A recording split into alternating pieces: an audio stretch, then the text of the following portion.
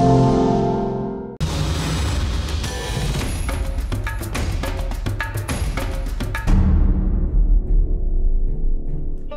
new stage in Argentina was on the menu of the day with two different routes for the bikes and the cars. It wasn't technical, but the difficulty came from the long distance to go and the bad weather.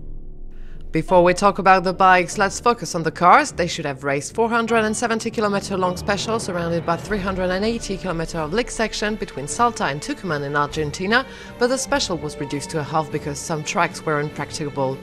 Galan Shishri and Nasser Alatia was super tight with just 10 seconds between the two buggies. Torrential was at close range until Alatia made a mistake. When the Qatari got to kilometer 118, he hesitated between the numerous bikes strike. It cost him 2 or 3 minutes, which could change everything. The end of the special turned to a nightmare. The rain flooded the Rios that were dry a half hour before. Galan Shishri made the best out of this mess, finishing 4 minutes ahead of Terranova, 5 minutes ahead of Gordon, whose Hummer fears nothing, and 12 minutes ahead of Torrential. But this was no ordinary day. After the first 4 drivers had arrived, the officials decided to neutralize the special to the positions at kilometer 86. The GC in Tucuman was all but final. It appears Stefan Torrential remains in the lead, but the gaps were to be confirmed by the race officials later in the night.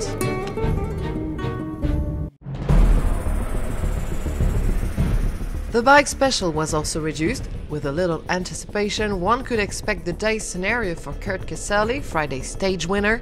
The American was in trouble trying to find his way in the Argentine Pampa. Mark Homer's tips on how to read the roadbook were useless today.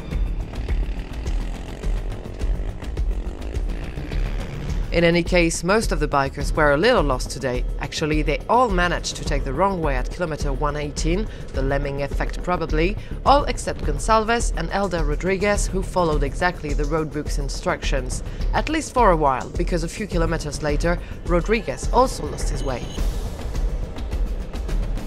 In the end, the Wanderers grouped together and Joan Barreda-Bord took his 3rd stage win this year ahead of Slovakia's Jakes and France's Casteu.